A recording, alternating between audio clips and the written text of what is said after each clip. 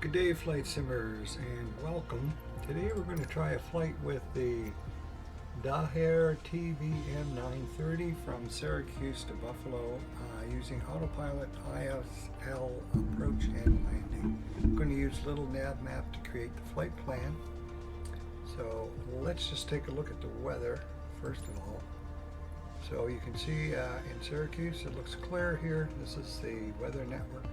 And at this time, Tuesday the 27th of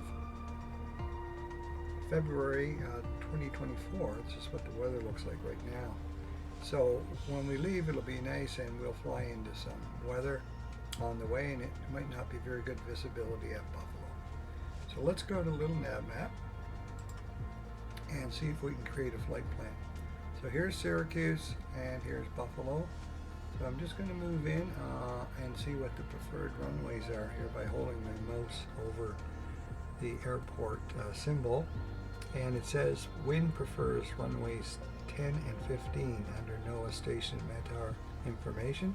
So the wind is blowing at 22 knots out of, well, gusting to 22. And it is 17 knots out of 150. So let's take a look at picking a runway then. I'll take runway 15, I think. See if we get that. So I'm just going to zoom in here, pick a gate. I'll pick this gate right here. See if we can get that. Yep. Okay, so we'll try runway 15, so we're fairly close to there. So I'm just going to go up here and see if I can select that runway. And of course we've got, that's our departure airport now. And there's where we're going to fly in that direction leaving. So I'm going to go over to Buffalo now. Here's Rochester. Get to Buffalo here, and we'll see Buffalo Niagara International. So these green feathers mean they're ILS runways, and you just turn them on and off by clicking up here. So you want them on most of the time, I think, so you can see. So let's see what the preferred runway is. It's runway 23. I don't know if you noticed that. I did it kind of quickly there, but if you go up to the information NOAA station METAR, you can see it's winds out of 210, 17, and gusting to 22 knots. So it prefers runway 23. So I'm going to select runway 23 because it's an ILS. If it wasn't, I'd pick one of these other ones. But Microsoft will let you pick the runway you want for arrival without changing it, I believe. So I'm going to right click on that and set that as our destination. Upload Niagara. And I'm going to just right click here and select a runway. So I'm going to select runway 23. I'm going to say OK. Then I'm going to right click and say show arrival procedures. So I'm going to look for runway 23 for an approach that has an I in front of it. These are L, L, R. So if I click on that, you can see it's an RNAV. And this one is a localizer. But this one right here says it's an ILS runway 23. So that's the approach for an ILS straight-in approach. And you see how it highlighted in blue there? So I'm just going to right click on that and say insert it. So now our flight plan's up here. I've got 8,000 feet because we're flying from east to west, so it's an even number. That altitude should work. You can click on this elevation box here and you can see whether you're clearing the terrain, and you are quite nicely here. Now ATC might ask us to fly at a different elevation, I'm not sure. But I am going to go to this flight plan calculator window here and click on that. I'm going to hit adjust, and it left that elevation or altitude, so that's good. That's our cruise altitude. I'm going to say calculate a flight plan, and what it did is it calculates what little nav map wanted to do for an approach. Now, when I import this into Microsoft Flight Sim, you know, the Azibo or Microsoft Flight Sim software might actually make some changes to this approach or some of these waypoints. That's what I found in the past. But I'm going to save that. It's going to name it and save it to this folder for you. If you download a little nav map, which is a free software, which comes with instructions and everything how to, so I'm not going to go into a lot of instructions on how to use it. These little windows, you can just explore them and you'll see what they're for. So if I go to File and I go export this flight plan in little nav map as a Microsoft Flight Sim 2020 flight plan, I click on there and it will do that and it'll name it. And now I have to pick a directory where I want to go to. So this is just a folder I made myself. So I just hit save and it's there. I'm going to close this window down and there's our flight plan. This box pops up. You can turn it on and off just by clicking on this. So there it is, and those are all our waypoints, and hopefully we can import them into the aircraft. So I'm just going to close that window down now, close the weather one down, and I'm going to click on here. This is the world map, and what I need to see down here is load save. So if you don't see that, for some reason it doesn't always show up. Go back, go into it again, this little box showed up. So why that doesn't show up the first time, I don't know. But you need that, so you can now click on load save.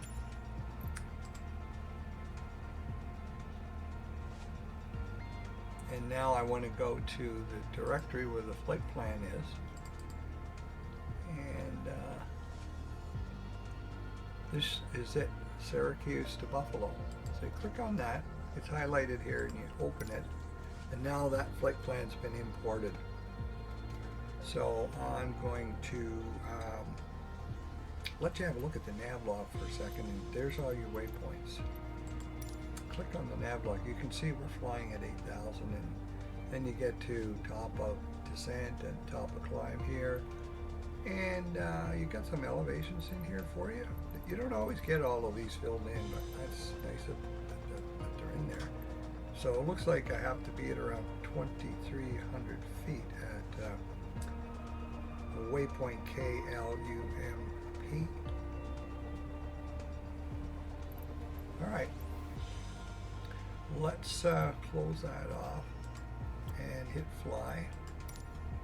And this aircraft comes with a very nice checklist from start up, cold start, to final shutdown when you arrive at your destination. So it's a nice reference checklist in this aircraft.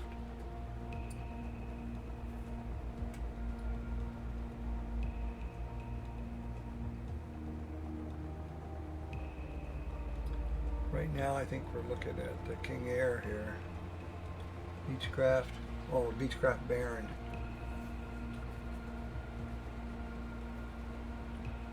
Not bringing up the NAHR yet, but we're going to see it right now. So here we are in Syracuse, Hancock International. So they do a nice job on the airports in Microsoft Flight Sim, and an excellent job on making the planes very realistic. So there's our plane right there, and it's a beauty. And once finalized, the TBM 930 computer model that you're looking at here underwent a final evaluation by Daher engineering team, you know, to make it as realistic and experience as possible. So let's hit, you just saw some data coming up there, information. Let's hit ready to fly. And first thing I'm going to do is we're going to get in the aircraft. You know, it's kind of a fun part of the experience.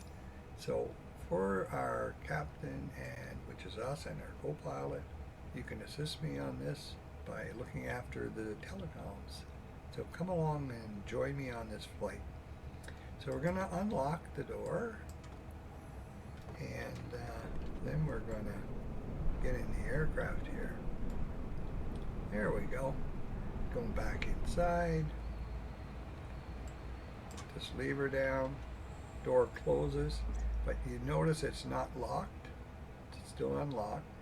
So if you don't lock it, you're going to get a warning when you take off that there's something amiss, like a door ajar. So down we go, and now it's locked. So the other thing we can do is let our passengers in. And to do that, I'm just going to hold down the shift key and use the right arrow key and just turn around, get a view of the back. And once you get to here, on the captain's seat, you can press the Alt key and just press your arrow, left arrow key over, and you see the inside of the aircraft at the back. So it looks great, and let's go back in there by holding the Alt key and just entering. You can see that door just highlighted there. So what I'm going to do is hold the shift key and like this,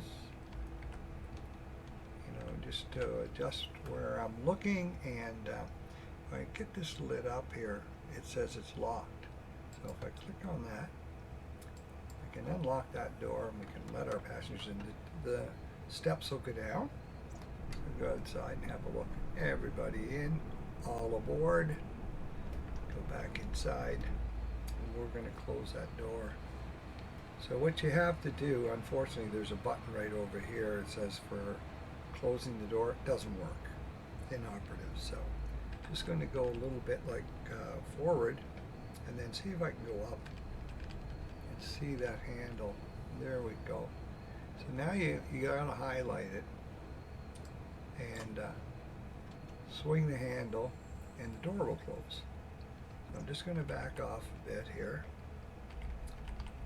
so you can see what we're doing here. So once again, you have to lock this. See if I can get it down. See if that says locked. So that says locked now. So we're good. Let's go back to the front of the aircraft. We're going to go through the checklist. First thing that I'm going to do, though, is take a look at the outside of the aircraft and see where we are relative to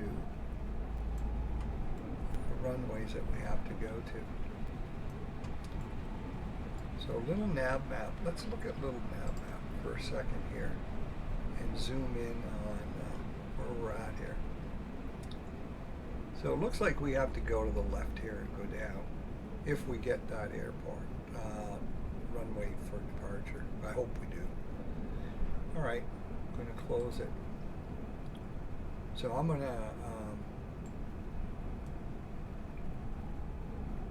ask for a little pushback, just so this guy can get away from being parked right in front of me. So let's just press Shift P on our keyboard, and we'll go inside and take off the parking brake. All right, there we go.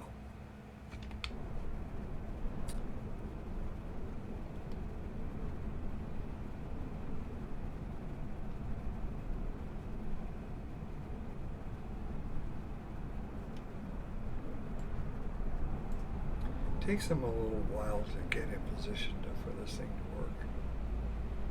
There's a little glitch in the system here. They go all the way up like this, and then all of a sudden magically appear where they should be.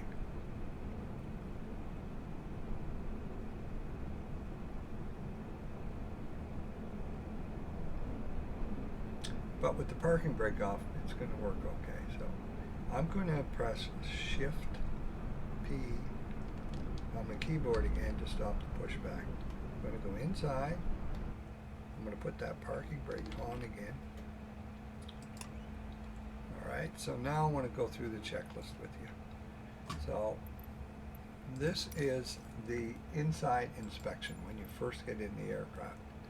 So you have to check to see if the external and internal lights are off and the crash lever's down. So let's go Control 5 on the keyboard, and they're off and the crash bar is down. The starter should be off, which it is, and the auxiliary boost pump should be in the off position. The ignition should be in auto. The fuel cell should be on man, which it is. And the AP trims should be off. And you can test that if you want, once you get power. And let's just see what else we have here for our de-ice. Let's go to the de-ice.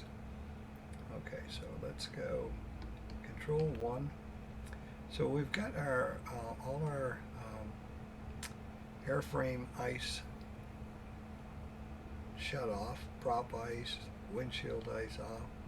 So the pitot heater's off, so is the pitot right stall heater, and the inert sep is down and off. Now the inert sep, if you're wondering what that is, the inertial separator is used to filter out foreign objects from the engine intake. So it should be used as such when you're taxiing, always on, and you should use it for takeoff when there is debris or icy, snowy conditions, but it's pretty much always used in the checklist for takeoff, because you can ingest something into the turbines and cause some damage. So there's a little deflector that comes down inside when you turn that on, and it'll deflect any debris that's sucked in away from the turbines. So right here is where it can get sucked in. So rather than going up into the turbines, and even small bits at these speeds can cause some serious damage. So when you're also cruising, you also have a situation where there might be icing breaking off when you have your de-icing system on, and it could get sucked in as well. So you could put it on if you're flying in icy conditions. And also it's turned on for landing and until you get up to the taxi gate again. So we'll go through that. Let's go back. And parking brake should be on. Landing gear should be down. And the bleed should be off. Throttle should be in the cutoff position. I'm just going to see if it is. See, it's not in the cutoff position, so I'm going to bring it down, and then I'm going to right click with my mouse, right click button. It'll move it over, and then I'm going to hold it until it's highlighted, pull it down, and then pull it down again, twice. So now it's in the fuel cutoff position. Fuel tank selector should be set to one of these, either left or right. So that looks good. So now let's, before we start the engine, let's take a look at what we have to do. Control 5. We have to put the crash lever up. Now we want to get some battery here, and we're going to start here in ATC. Clearance delivery NASAir 616 IFR to Buffalo, ready to copy. So let's see what if they give us a runway. Buffalo Airport as filed.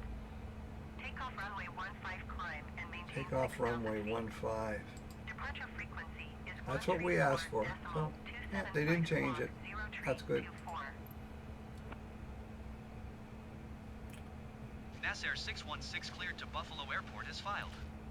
Takeoff runway 15 climb and maintain 6,000 feet. Departure on 134.275 squawk 0.324. Okay, so the comm is being looked after by the co-pilot. Contact ground on 121.7. Good day.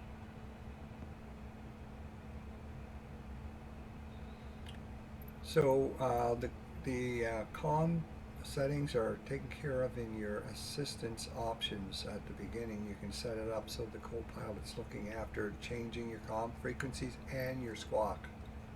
So it frees up the pilot to focus on flying, and you get the assistance of the co-pilot. So for all intents and purposes, if you're the co-pilot on this flight with me, you're looking after that for me, so thank you very much. Now, let's see what else we got. So source, generator should be on main. De-ice system, you can test that. I mentioned here that you could test this as well. So this is the ELT, which sends out a distress signal if you go down for search and rescue to find you. All right, let's go down and test the de-ice. Okay, control 1. And what I'm going to do is see if I can get this little button there to highlight, and you press that and you can see if those 5 lights come on, you're good. That test result is showing that they're operative and working fine. Next thing is your landing gear. It's down. Check that, and then let's test it. So I got to get this button to highlight, and if you press that and there's flashing like that, it means that they're okay. And let's test to see if the gear unsafe is working. Yeah, it's good. There we go. So that test is done. And then fuel on board. That's the next thing we're going to do. I'll get rid of ATC for you there, and we'll go control 1 and on the keyboard. Then I'm going to go across here. So let's just scroll across here. So you see what it says? Press rightmost soft key to continue. So this is our multifunctional display screen. It's got our navigation map on it. It's got our traffic. It's got manual sequence showing up there right now. And let's take a look at these. This is your torque, prop, NG, IT, oil pressure, oil temperature, and then you've got your cabin air pressure, your oxygen, PSI. We've got fuel quantity here, and that's what we're looking for, fuel on board. So it looks good for this flight. And then you've got your electrical, your amps, your voltage, looking fine for now at this point. There's your elevator and rudder, shows you what they're at, and here's our flaps are up. So to start the engine, let's go overhead again by pressing Control 5.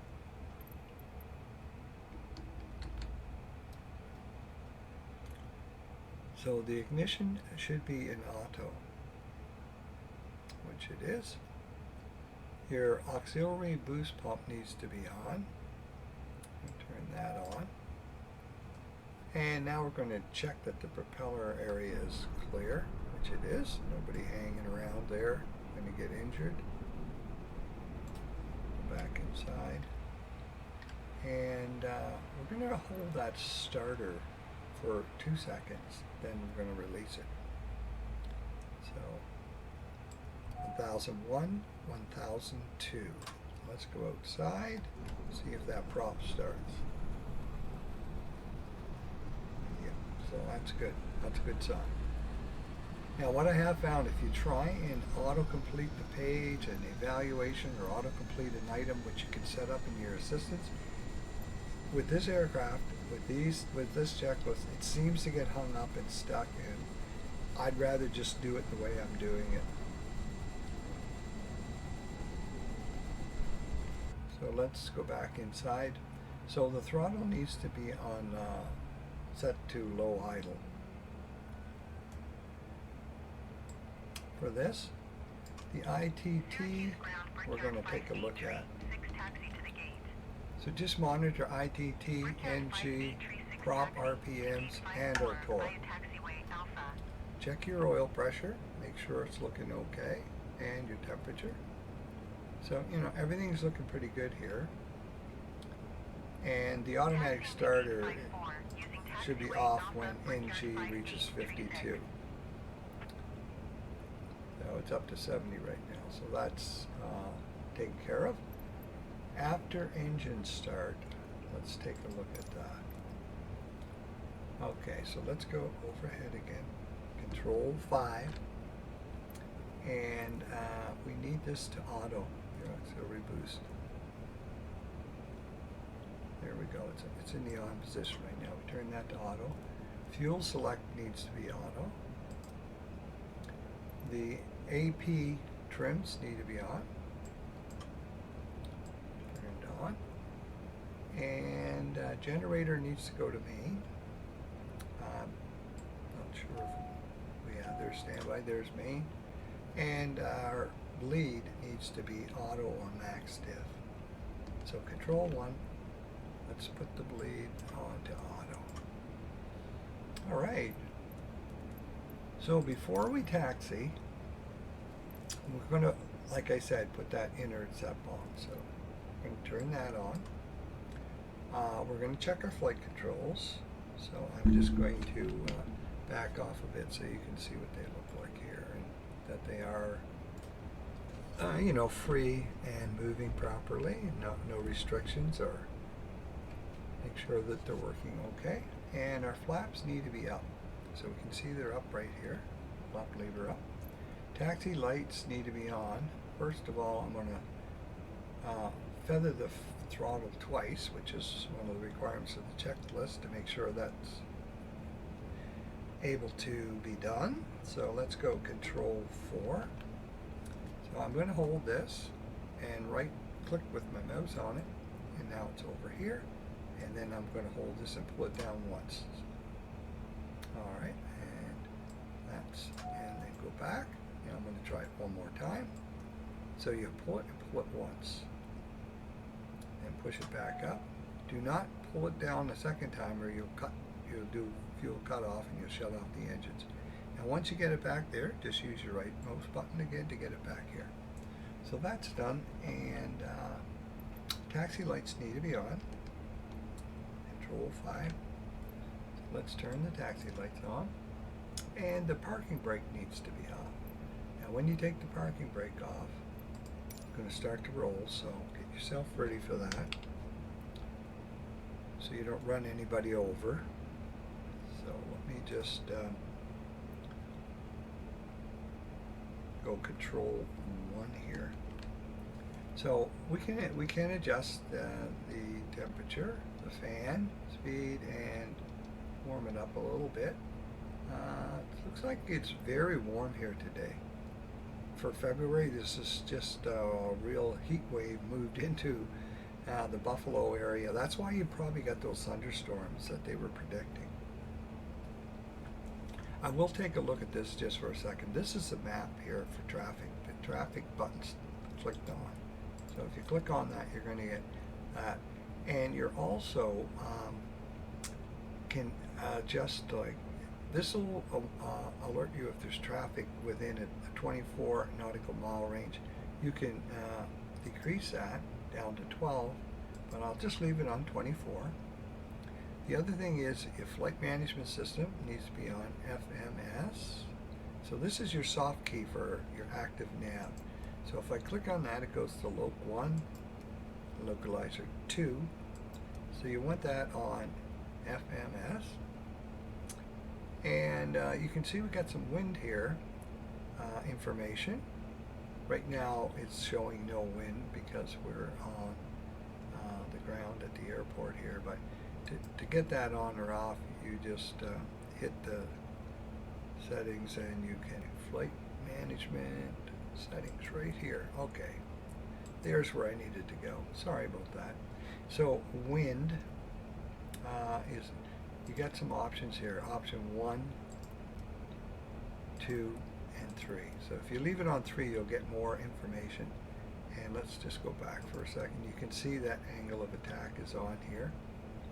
So you can bring those up on your screen. So this is your speed gauge, and this is your altitude, and it's in barometric pressure right now. So let me just hit B on my keyboard, and it just adjusted and set that.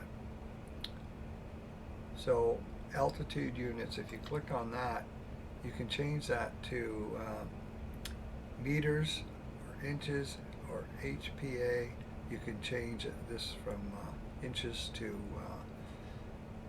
the European scale, but I like to leave it in barometric pressure in inches. So we're going to go back here, And our altitude units, like I said, could be in meters or feet. So I'm just leaving it the way it is for North America. But if you're in Europe, you might want to change those.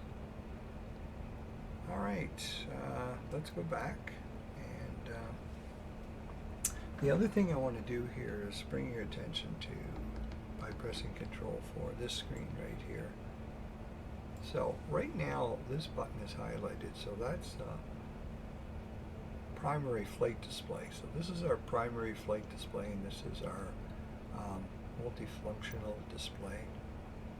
So with this, we can, when it's on PFD, we can change our nav source from here as well.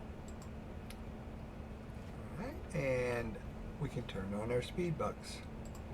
So if we want to know what our VR is, VX, V, Y, and have it show up on our screen here, up above, we can just hit all on. And you see they just showed up there now?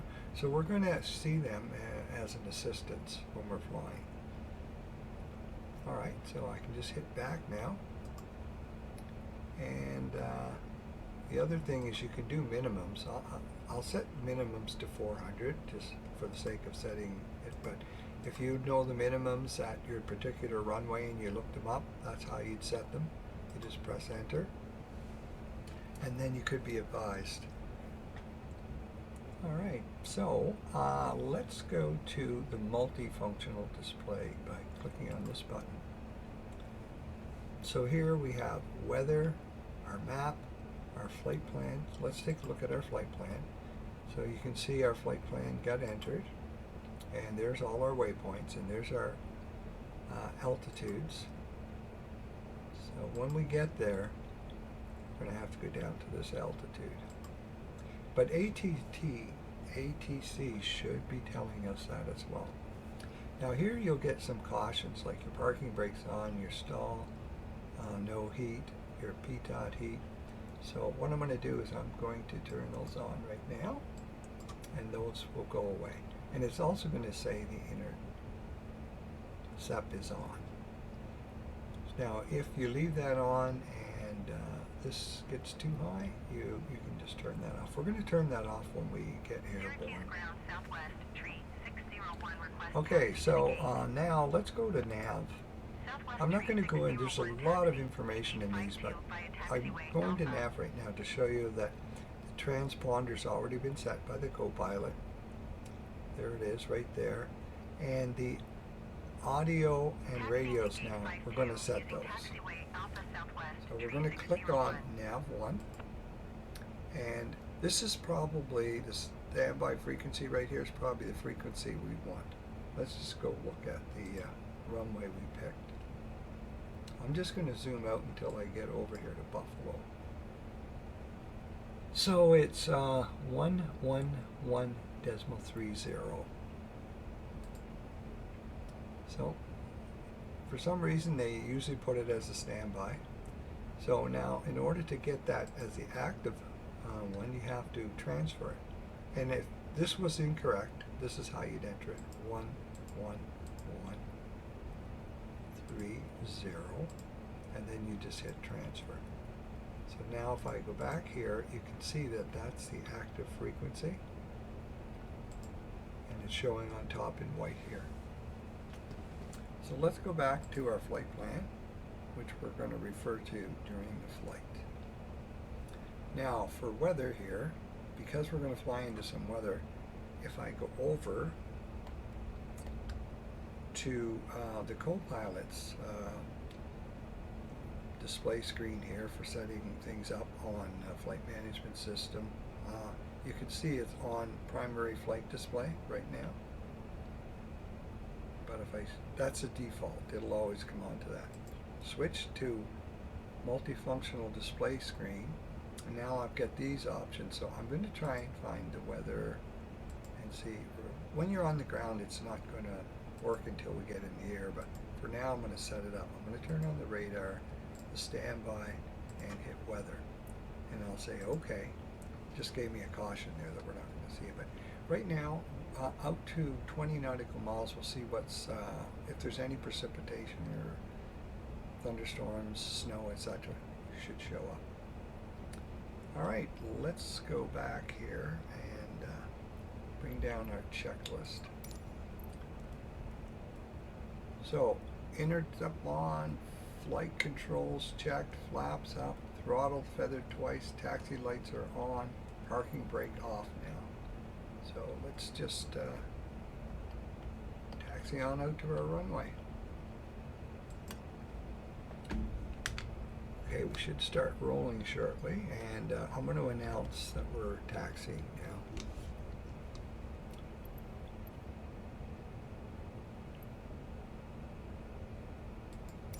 Syracuse ground NASAir 616 with Oscar ready to taxi IFR.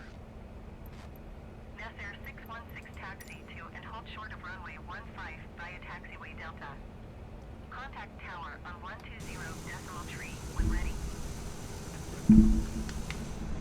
Taxiing hold short runway 15 using taxiway Delta NASAir 616. There we go.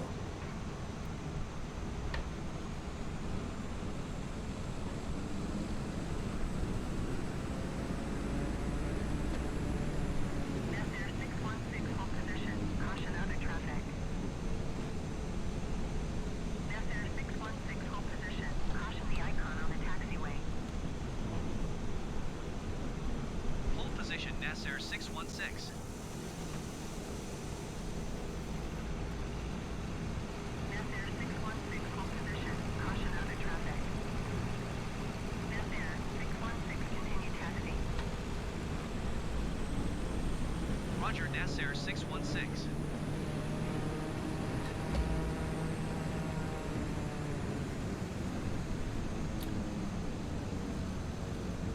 Syracuse ground for So I'm using a Thrustmaster throttle and a Thrustmaster joystick, which you can buy in combination online. That's what I'm using for the flight, along with a keyboard and mouse.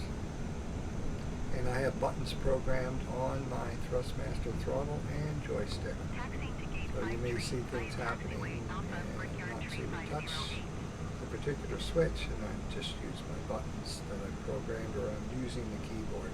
So I'm using the keyboard especially for the gear up, gear down. Just press G on your keyboard, and your barometric pressure B. Just press B. So if I go a little further here, I should be okay.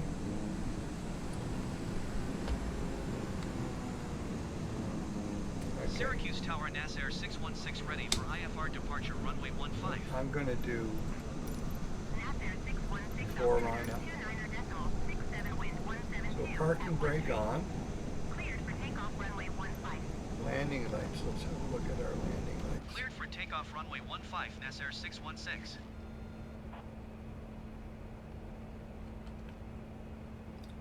So we're going to put the landing lights on, get the taxi off.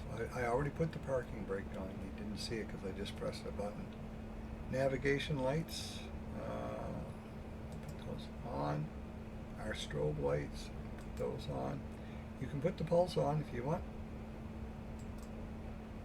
Ignition should be auto or as required. So it's on auto. And auxiliary boost pump should be on auto.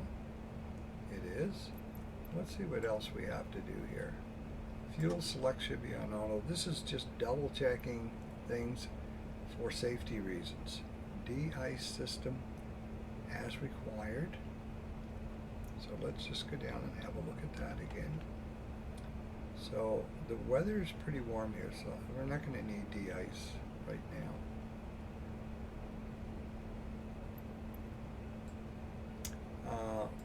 We're going to put on the PTOTs though. They're on, and intercept, as I said before we taxi. So our trims are set to take off.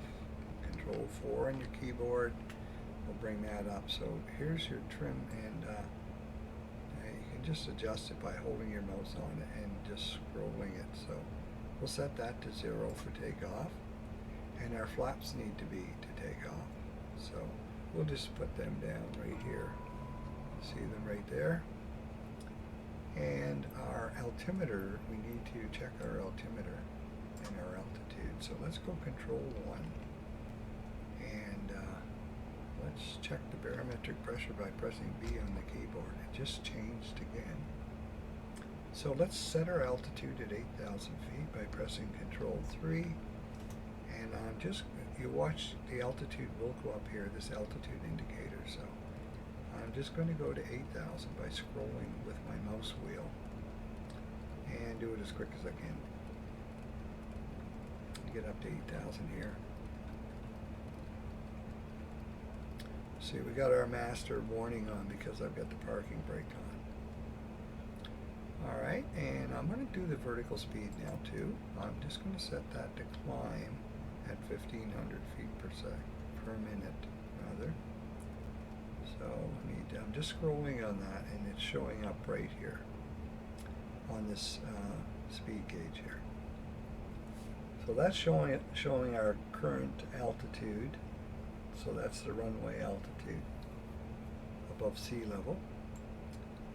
Alright, so let's see what else we got here. Altimeters, and then our squawk. I showed you that was set already, but we'll just check it just by pressing that button, and we'll go back here. So you can see that's set. Go back here to our flight plan. Alright. So we're cleared for takeoff, which is good. So let's just see what we got to do for takeoff.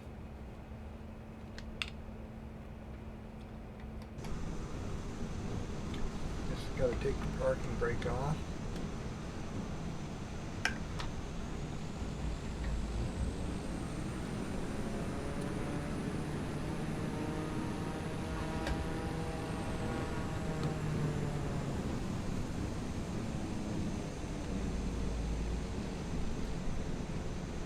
So here you would normally have your parking brake on. I'm just getting ready, so I'll just turn the parking brake on. And the prop RPMs need to be in the green sector. We need to release the brakes. We want the torque at 100%. We're going to rotate at 90, roughly nautical miles. And going to get a positive rate of climb and bring up our landing gear, and then we're going to bring up our flaps. So we're going to rotate at 90 knots. Let's go inside the aircraft. I'm going to take off the parking brake.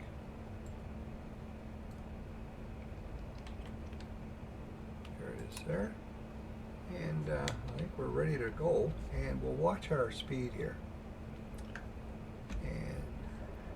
We've done everything, so I'm going to shut that down right now. We're going to take off. Hopefully we have a good takeoff here.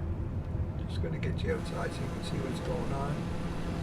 See, I've got these heads-up display on the outside for our instruments too, so I can see what's going on. I can monitor the speed. So it's a little sensitive with the yoke, this aircraft. So I'm just going to pull back. Gently climb. Could have rotated a little bit sooner there. I'm going to bring up the landing gear. So we have a good rate of climb. And I'm going to bring up the flaps. 134.275, NASAir 616. Goodbye. Syracuse departure NASAir 616 is passing 1,400 feet, climbing let's 6,000 press feet. Control 3 on the keyboard here and turn some stuff on. Flight director, autopilot, yaw damper should be on, and navigation. Vertical speed should be on. So now we're getting a warning there. It just came on. That's because the ITT is still on, and our props are pretty hot, so rotating pretty high. Let's go down Control 1. Let's just turn that off because we want it off anyway right now. I don't see there's an issue.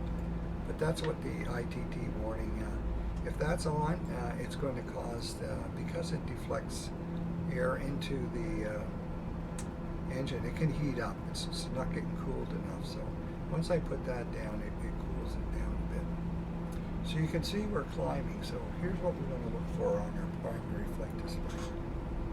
FMS, Flight Management System. Autopilot should be on. Yaw damper should be on. Vertical speed indicating we're going up at 1,500 feet per minute.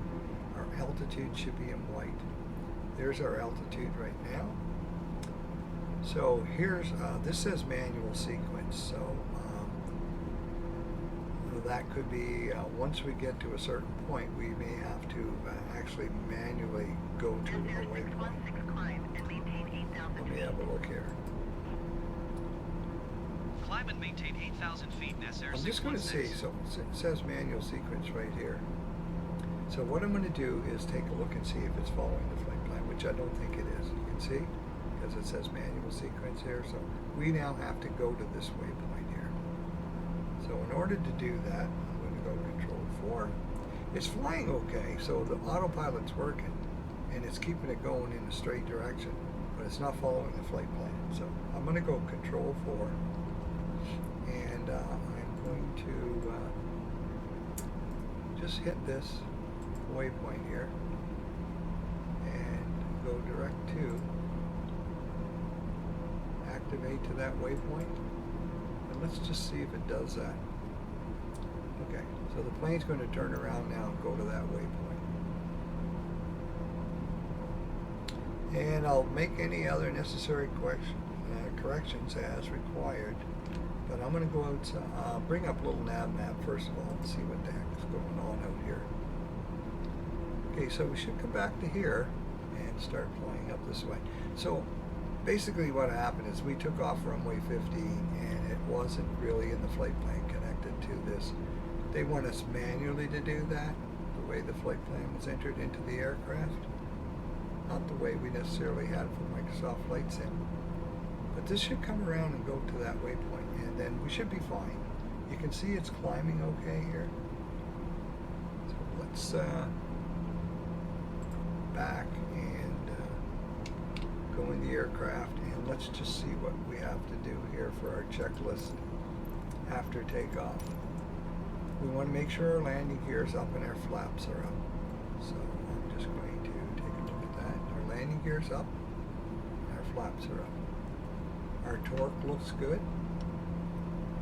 Our de-ice system as required, and intercept is off.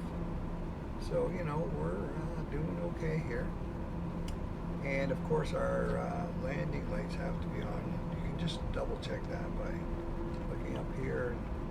Yeah, I'm going to leave them on. I'm not going to turn them off.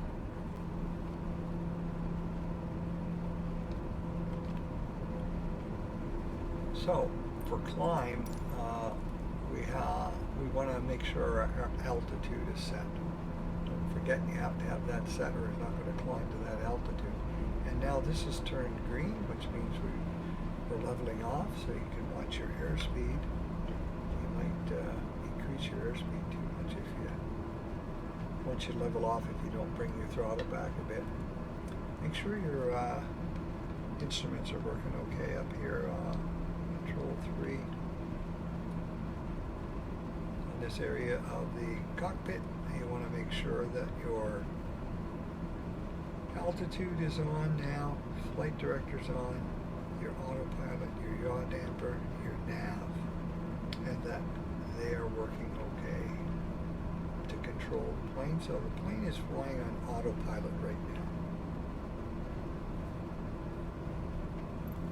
So you check your fuel gauges. That looks fine. You want to check your cabin pressure, your electrical, make sure there's no warnings in this area. Make sure your flaps are up and your trim and elevator are okay, being handled by the co-pilot. So now we can see manual sequence has disappeared, and now we're flying to this waypoint and then this waypoint. So we've reached that one, that up, and now we're flying to Sierra. And we're on our way. So we should see some interesting weather here, because I'm going to bring up the weather network again and see what it looks like. Okay, so we took off from Syracuse and we're flying to Buffalo. And I'm just going to hit play here. Okay, so You can see right now there's pretty much heavy rain in the Niagara Falls, Buffalo area. And what I would like to do is see if Microsoft Flight Sim kind of accurately recreates the weather. So for cruise, once again, always make sure you're up to date with your altimeter setting by pressing V on your keyboard. Make sure your autopilot's working fine, following the flight plan on your navigation screen here. Make sure your fuel gauges are still okay, everything's fine, not running low on fuel for some reason. De-ice system as required. Like if we were flying into cold weather here, we'd probably, with this weather pattern ahead of us, we'd probably get icing.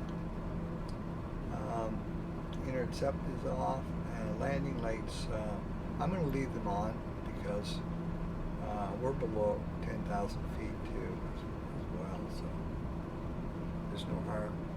So this is following the flight plan. You can see the aircraft is turning right there. So that's great. Looking good. And it doesn't hurt to look ahead, plan ahead. Altimeters need to be set for approach. Fuel gauges need to be checked, de-ice and intercept. Once we get there, we are before descent, we are going to turn that on. So we're into before descent right now, and then we'll look at approach later when we get closer. But let's go outside and have a look at beautiful scenery and this beautiful aircraft. I really do love this plane. It flies beautifully. And a terrific job by Microsoft Flight Sim and Asimo getting this plane right with the help of the engineers at Niagara. You can see the exhaust pipes here and even simulating the hot air coming out, which is really cool, especially in cold weather. It's really a nice effect they create. If you're flying in icy conditions, you'll see these wings ice up. This will ice up. The prop nose will ice up. So if you turn things on, you'll be fine. So this is the intake to bring in air for cooling the turboprop.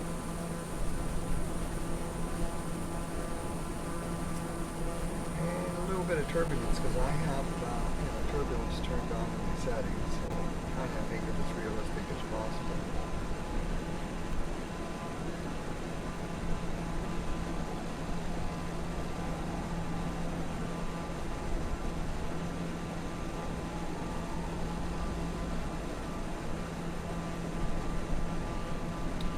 Here we are flying over upstate New York. You want to know what that river is down there? That's why I like doing that.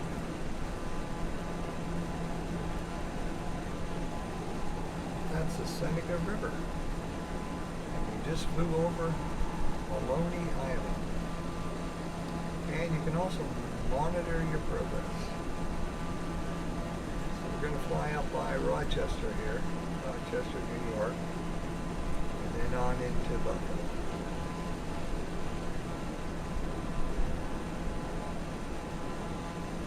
So there's our waypoints we're going after. There's Rochester VOR station.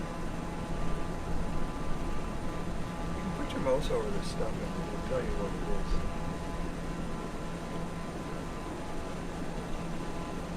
That's VORDME, Rochester. Tells you the bearing and type and frequency. Yeah, so elevation it gives you. So get a lot of information off of that map, that's for sure. There's a whole bunch more I'm going into.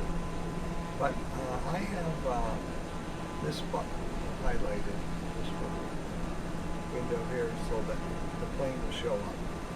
If I take that off, the plane will disappear. Put that on, the plane will show up. This will do a trail. So it showed me that little trail that I took here. Goodbye. Okay. Boston Center, Nasser 616, 8,000 feet.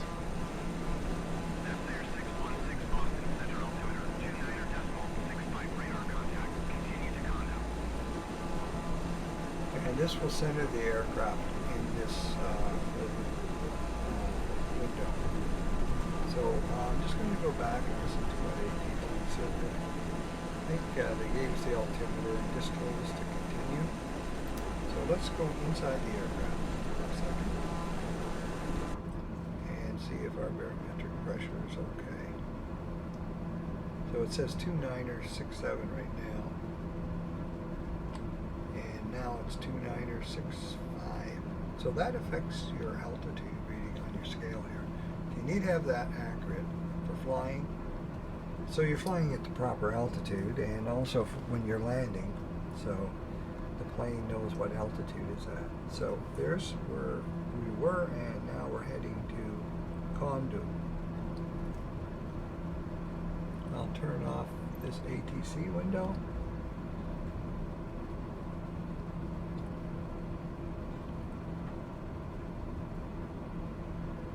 So these are standby instruments. In case something fails, you still have this. Still not seeing any weather here.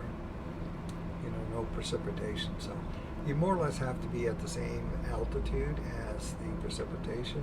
If you're below it, it's not going to show on there. It's basically showing this window here, weather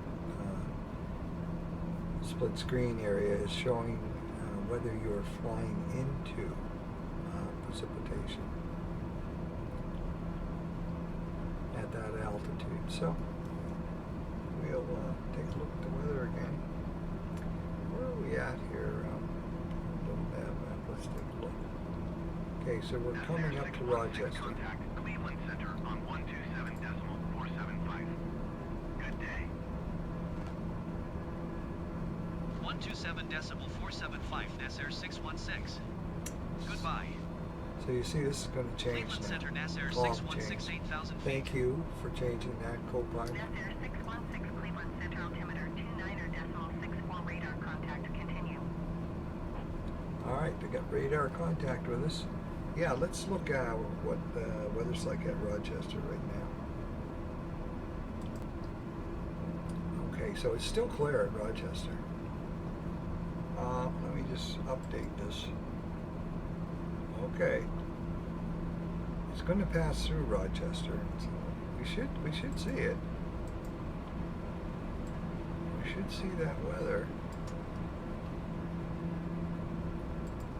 showing up here and also in our view outside. So we're getting there. I can see clouds up ahead. Alrighty. So we're going to pull off an ILS landing and approach.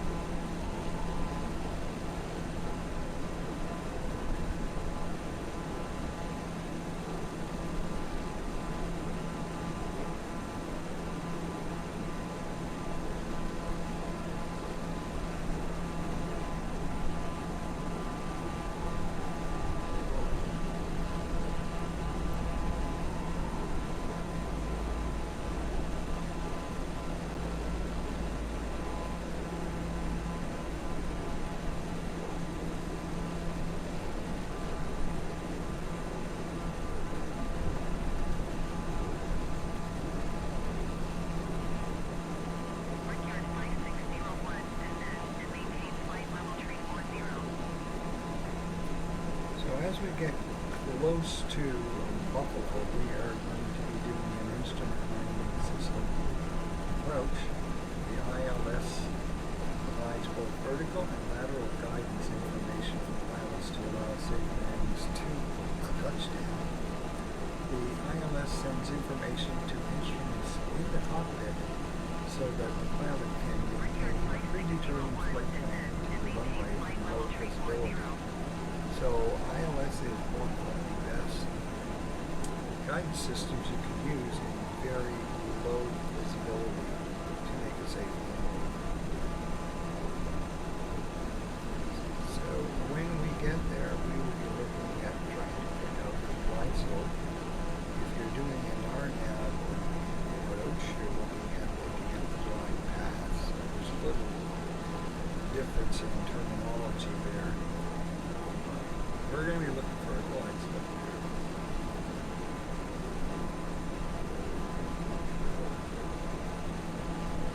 Brickyard 5601, descend and maintain flight level 340.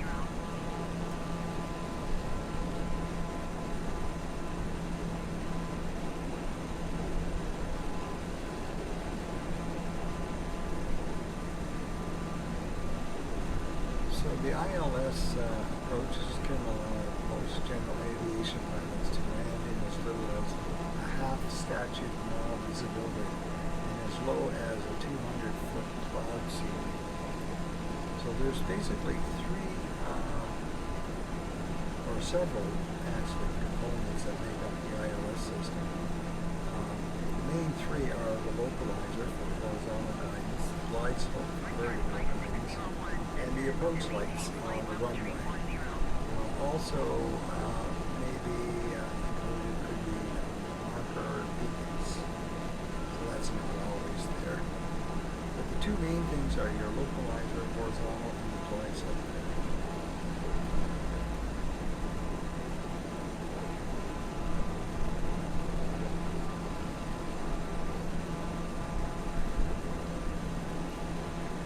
The localizer antenna is used for horizontal guidance and it's positioned on the far end of the runway.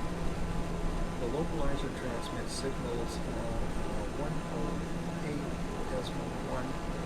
megahertz up to and including 111.95 megahertz, odd numbers for tenths only.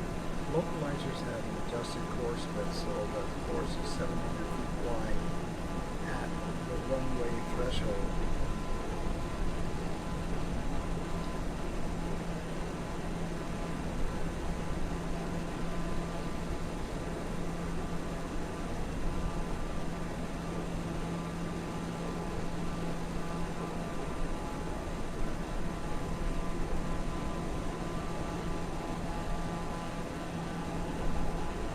It's looking back towards Rochester. Just going over maybe. Let's just have a look. I think we passed over Rochester already. Yeah, we have. Rochester behind us. So we're coming up pretty soon to our top of descent. Right here. UAV. They'll be bringing us down, I hope. There we are down below on our elevation. So we want to get into this feather here. We want to come right down into the center of that feather. So this would be the divide slope, and it's 3 degrees. There's the frequency. Double check that, doesn't hurt on your instruments and make sure that it's set right. Just get back here. You are 300 feet below your assigned altitude. Climb and maintain 11,000 feet, altimeter 29.59er. 2602, you are 42 miles southeast. And we're getting there. Climb and maintain 13,000 feet. Expect ILS runway 23 approach Takeoff. Air 616 descend and maintain 4,000 feet. Okay, so we got to go down to 4,000 feet now. Descend and maintain 4,000 feet, SR 616. I'm just going to scroll with the altitude selector to 4,000. And then we're going to hit the vertical speed down button.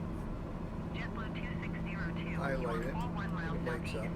and then Climb and scroll maintain with your 13,000 mouse feet. Expect ILS on the wheel to descend. Cut back on your airspeed a bit so you don't go into overspeed. You don't want to go over 250 at this altitude. 15,000 feet.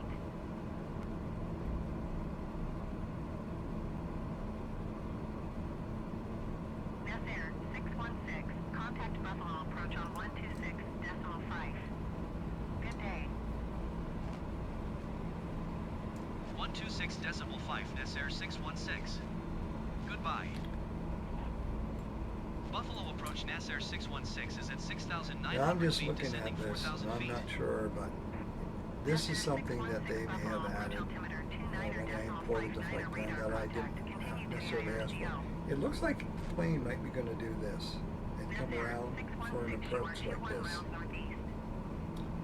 But that's okay, as long as this is on flight management system, autopilot, yard damper, these things all look fine. We'll just go along with that. Just watch your Maintain airspeed. present heading and altitude. Expect ILS runway 23 approach via Trava transition clear to Trava Air 616. So we're going to Trava.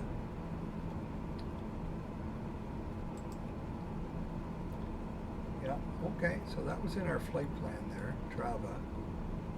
But I'm not sure exactly how we're going to get there. We'll just wait and see. This is what we've got projected to do. Direct in. There's another airplane, Southwest, landing ahead of us there. Let's, so maybe that was the plane we saw earlier. So we're coming down nicely here. We want to get inside this feather, of course. So I'm just going to look at this and see what happens here.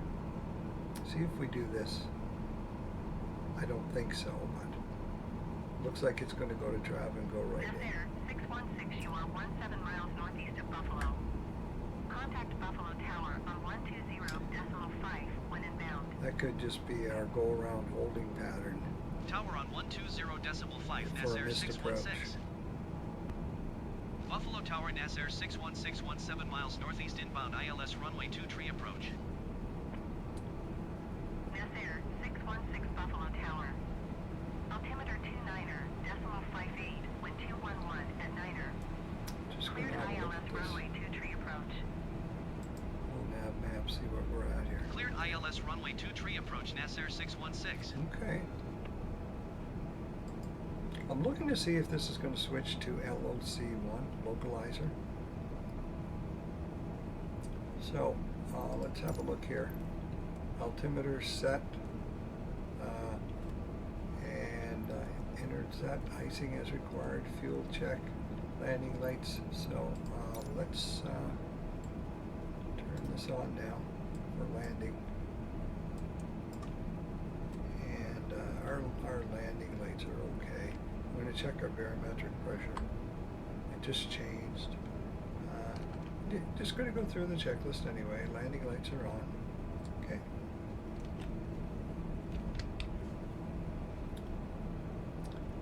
So I'm going to have to get my speed down here. You can see you want to get down into this white zone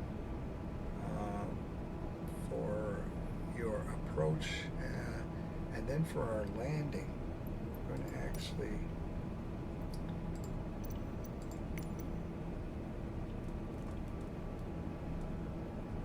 let's go to short final. We're going to have our landing gear down and our flaps set to landing, and our autopilot we can disconnect. So now we're getting into the poor visibility. And this is where the ILS is going to come in handy. So I'm looking for a localizer to come on here. So get my speed down here. So now what I'm going to do is put down my landing gear shortly. Southwest 540 turn, next taxiway. What I'm hoping is that localizer will come on here. I can turn it on myself, but oh yeah, it is going to do that little loop around and come back. Okay, I wasn't sure if that was like a holding pattern or something. So that's just something that Azibo and the Microsoft Flight Sim software did on its own, just to create a proper approach for landing here. So you just want to make sure you keep your speed up here. So I'm not going to put my landing gear and flaps down until we get to around here. Once I pick up that localizer and I can put on my approach here to pick up the glide slope, then we should be okay. So on these turns, you want to make sure you keep your speed up.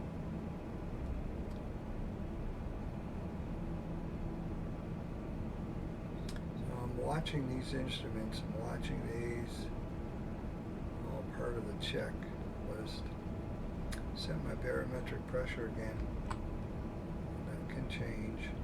Yeah, we're not getting the rain I thought we might get. Buffalo Tower, Brickyard Tree 45414 I guess it's above us, northeast that inbound heavy ILS runway clouds and 23 everything. approach.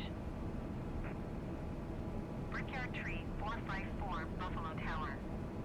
Altimeter 29er, decimal 58, wind 211 at 9er. Okay, get my Cleared speed ILS down a runway bit. 23 approach. Adjusting the throttle.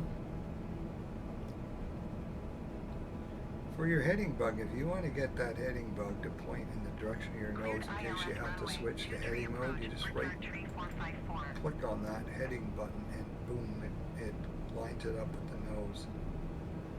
But that's going to change again as we come around. So I'm going to take you outside so you can see what's going on here.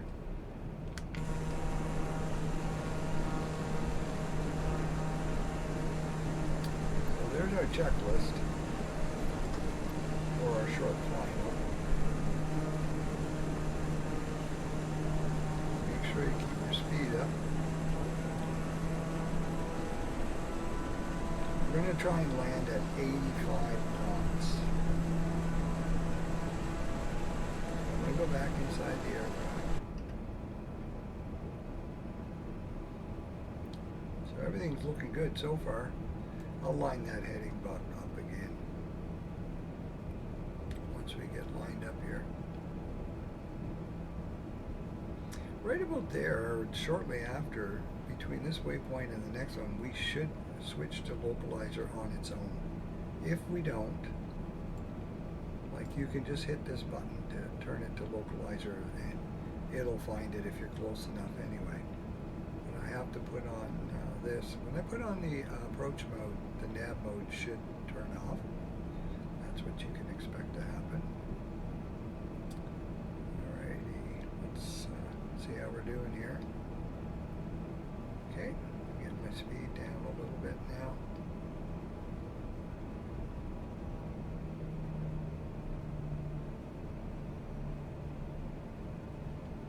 So there's our final, short final checklist.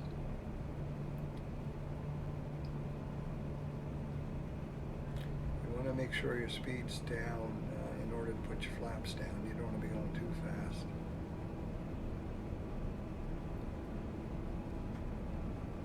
Take you outside for a second. See an airplane up there.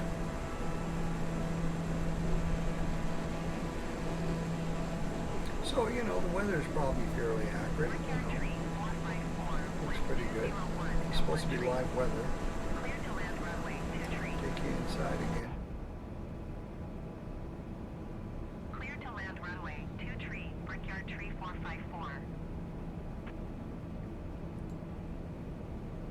So there's the waypoint we're heading for, and there's the next one. This one here is probably when we're going to pick up that glide slope. Let's look at little nav map, see what it looks like. Yeah, we have to be inside here before we actually going to pick up the glide slope. We can pick up the localizer when we're out here somewhere if you switch to it, but I'm just going to let it happen on its own. The main thing is watch your airspeed right now. If you want to get a better view out the window, you hit your space bar. It's sort of like you're sitting up in your seat a little better. So I'm going to take the autopilot, and when I do, I think the yaw damper will go off all by itself. They seem to be connected, because when I put them on, they both came on. The flight director should be on first, and then you put your autopilot on. That's probably the order you should do them. We're going to see what happens here. There we go. We picked up the localizer. So now I can go Control 3 and put on the approach. There we go. And now I'm going to just back off here. So you can see that green diamond here. It showed up now in the green, and it's just flashed highlighted to indicate that we just picked up, and we should start descending.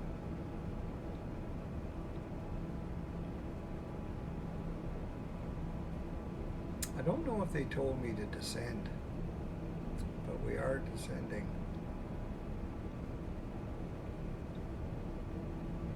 Just gonna come back a little bit.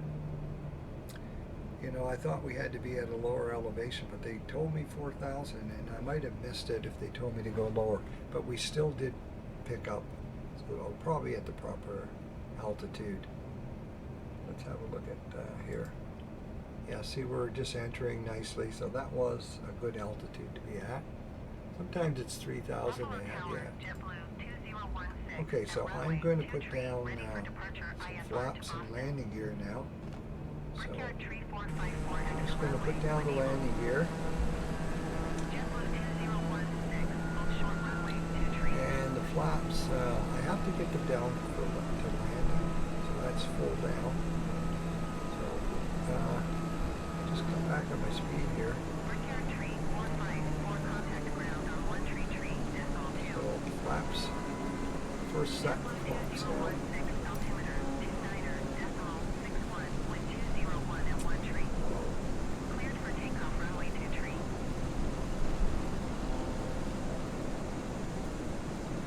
Okay, I'm going to put more flaps down now. And like I said, we have to be around, or shooting for around 85 knots for landing. A little hard to see the runway right now in the poor visibility. But we are descending, so that's the good news right here. Everything's going fine. That diamond is staying right there, and this is staying green GS, so we're locked on the localizer, so we're descending nicely at 3 degrees actually is what the glide slope is, so I'm just going to have to keep my speed up there. You can see it's got AP right here, 85, what we're looking at. So I'll take you outside again, let's have a look.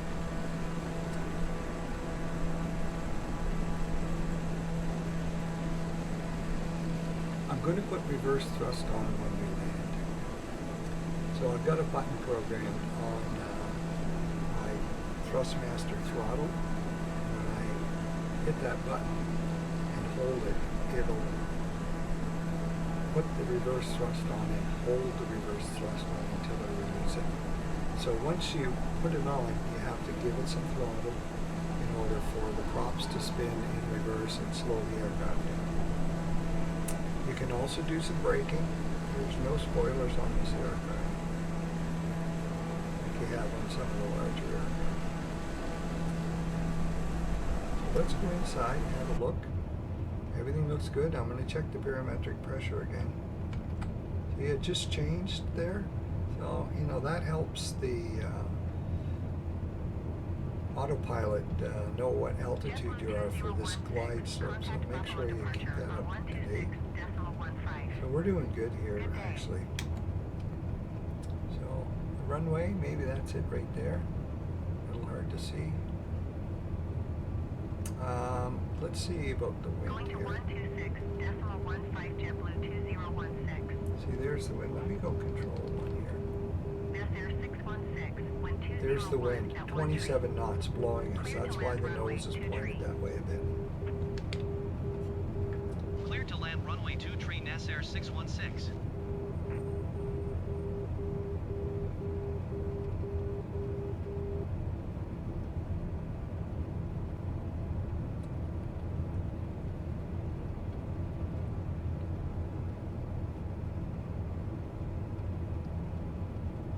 Yeah, so the plane looks like it's pointed a little bit to the left, and that's because of the crosswind we're getting here. And it's 24, 25 knots, so it's a pretty good wind. So that makes it tricky when you take the autopilot off. So right now we are at 1900. And the Buffalo Tower, JetBlue 260 yeah. 214 There's our, see the minimums I set was 400? That's right there. JetBlue 2602 Buffalo So Tower. we're headed right for that Altimeter runway now. 29.62 wind 201 at 1 tree. Cleared Okay, ILS let me just runway go 23 outside for a approach. second and see what we got. Yeah, you know, the visibility's not that bad, really. Cleared ILS runway 2 tree approach. JetBlue 2602. So, just go inside again. So, control 4. You can see that the landing gear looks good. It's locked down. Make sure your parking brake is off. And our speed looks good. Alright, so I'm going to cut the speed back a bit now. There's a runway, I can see it.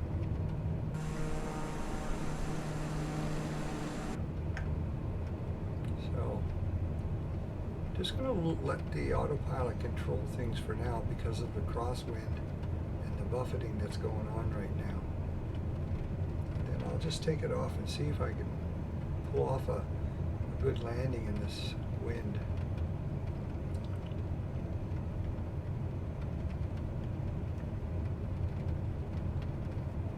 Let's try and keep my speed up here. Okay, I'm going to take the autopilot off now. I just pressed a button, so it should be off. And now I'm going to cut back on the speed a bit. So I'm controlling the aircraft myself now. That's why it's bouncing around like crazy.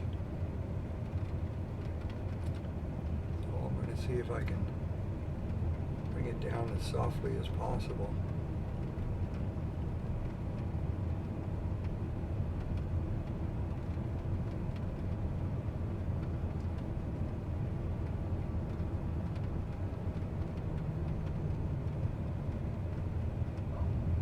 Okay, so now I'm going to put on the reverse thrust.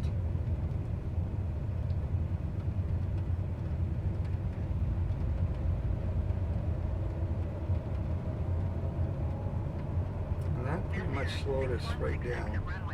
Now I'll go outside. Alright, so we want to bring up the flaps. And exit the runway as soon as possible. JetBlue 2602. Follow the aircraft on the runway. Wind 201 at 1 tree. Clear to land runway 2 tree.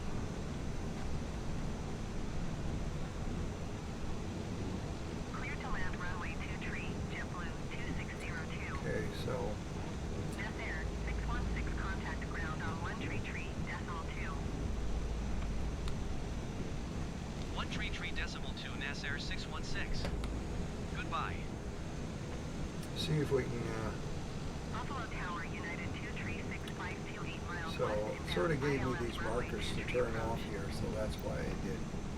Let's United just see if we can 2365 Buffalo Tower.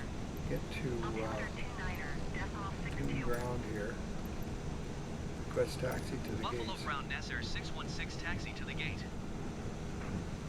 NASAir 616 taxi to gate 9er via taxiway Bravo, cross runway 23 Bravo Alpha. Taxiing to gate 9er via taxiway Bravo cross runway 23 Bravo Alpha NASAir 616. Okay, so go inside here. I'm going to put the taxi lights on.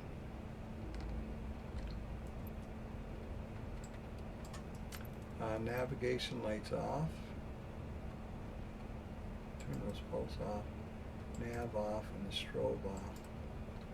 And de-ice system trim set to take off and flaps up. So let's go control 1 here. So the landing gear's down. Everything looks good there. And this needs to be left on. You can leave those on. So trims, let's set them to take off. So right now they're on 0.4, so we'll just put them to 0. It's a little, they're a little tricky to handle actually. There we go, that's it. And the flaps are up. Okay, we're good to taxi. And then we'll do the shutdown.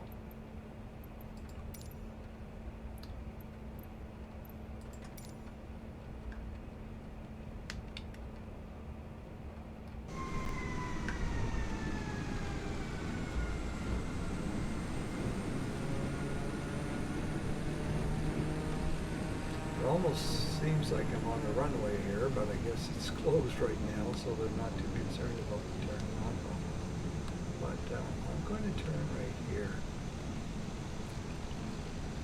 See if I can make a sharp turn and get across this way. Because I can see the markers over here to get me to my runway, or to my gate, I should say. I'm just going to sit here for a second.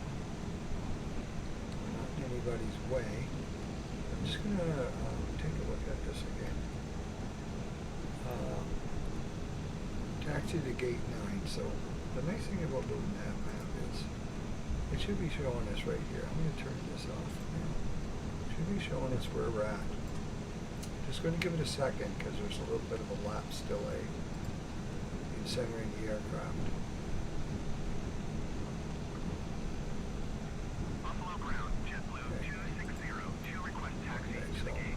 Plane's not moving anywhere because I've got the throttle right back. Let's look at the nav map again.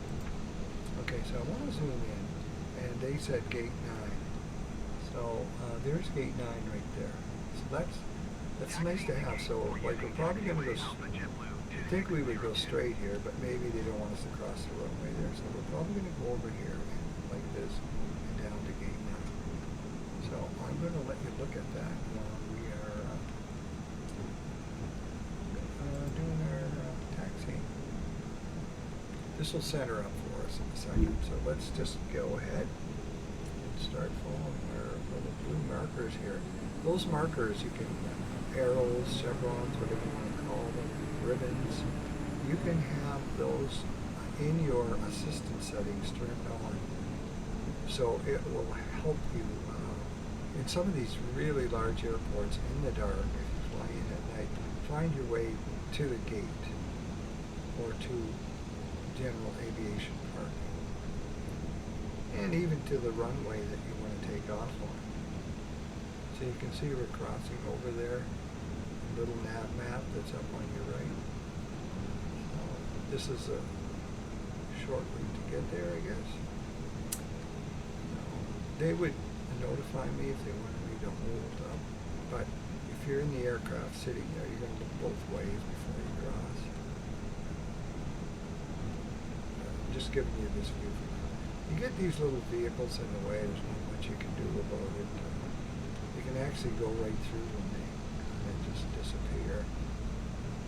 But they do get in your way sometimes. Alright, here we go, coming up to our gate. Now, in a small aircraft like this, there's not much you can do. The larger ones, you can get the jetway to come over. You can get catering. You can get ground power supply, fuel, baggage. Not with these little guys. And sometimes they won't even give you a gate for these smaller planes. They'll just send you to general aviation parking. But they gave me a gate, so I always like going to a gate for my passengers so they can get off and go into the terminal. But a lot of these small planes, I guess they're privately owned. You know, they have a shuttle service that comes out to pick them up or something and get them into the terminal. Alright, we're going to turn here, and it looks to me like there's somebody there that's going to give us some direction. So it is raining here. So they did get that right.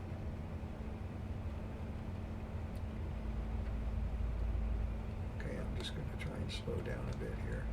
Now I find these guys bring you in a little bit too close to the point where you're almost chopping them up with the prop. But anyway, not much you can do about it. See, the box disappeared and he just put his hands down. So now what you want to do is put your parking brake on. But you got to get little nav map off there before you can do that, because right now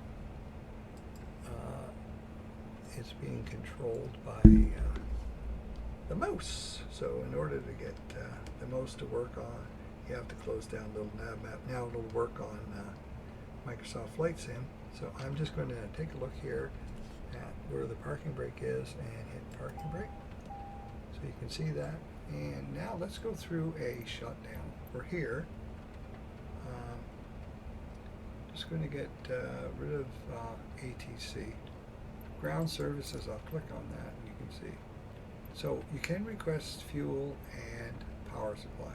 Let's see what they say. Buffalo Ground Nasser 616, could you please send a ground power unit? They might say no. Nasser 616, a ground power unit, is on the road. Oh, okay. Alrighty. Let's go outside.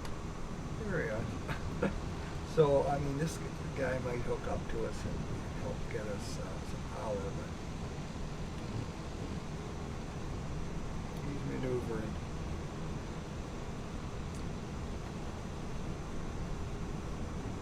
I'm surprised I did that. You won't get a jetway, and fuel takes a long time to show up. Let's see what's happening here. Is he just going to drive around and never accomplish anything?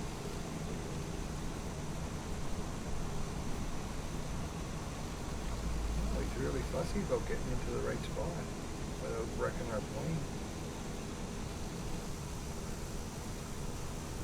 All of a sudden this cord seems to show up. I guess that means we got ground power supply. Okay. Alright, so let's go inside and shut this down. Alright, so I'm going to get rid of that, and we're going to go to a checklist, and we're going to go to shutdown. So for shutdown, parking brake needs to be set, which we did. Exterior lights need to be turned off. Control 5. Let's turn them off. Off. Off.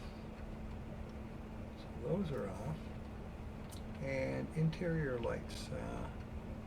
We could have had the dimmer lights on and cabin lighting if you wanted, but I didn't bother putting them on, but make sure they're off.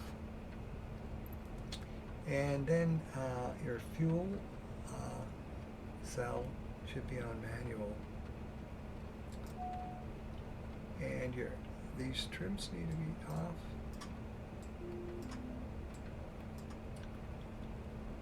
The bleed needs to be off.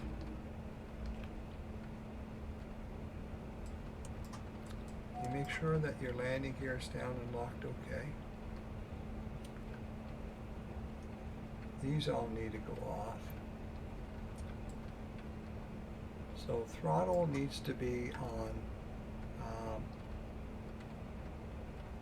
flight sort of idle for 2 minutes, and then 15 seconds on low idle.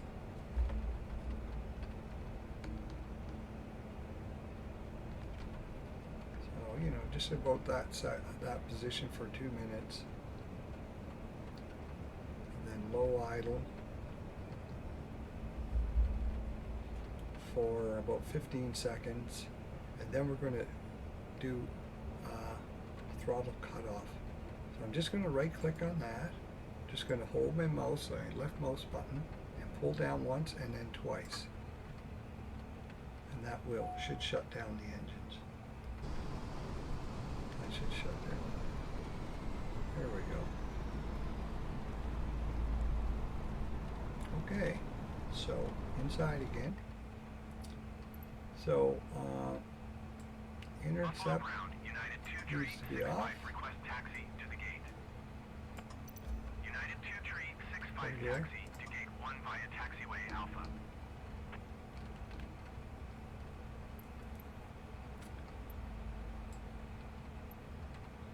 Okay, so these need to be turned off to the P-tops. United 2365.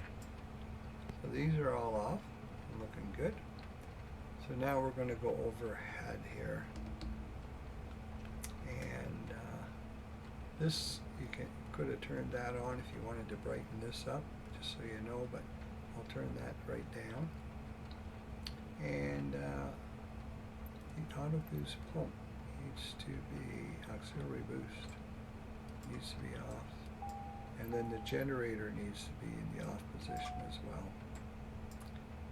And that battery needs to be off.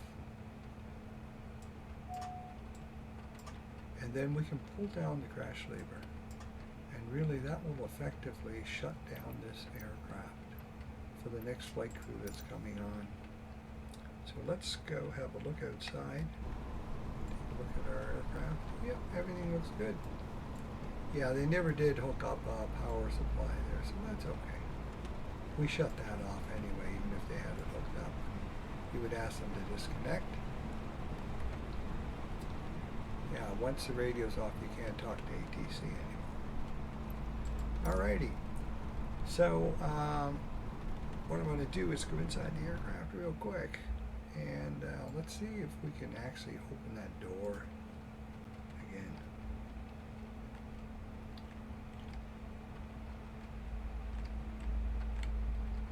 Yeah, I find sometimes it's a little trickier getting things to position themselves properly so you can see them. Let these people out. Alright, come, where's our vehicle? Where's our limo? Alright, that's done. And let's go to the front and get ourselves out.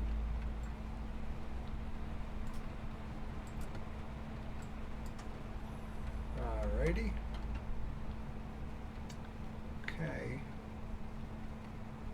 So we're just going to close that. Okay, thank you very much for joining me on this flight. I hope you learned something about flying this aircraft and that you enjoyed it. And I hope you come fly with me again sometime. So take care, and I'll catch you next time, Flight Simmers. Friendly skies. All right, farewell. If you liked it, thumbs up, subscribe, take care.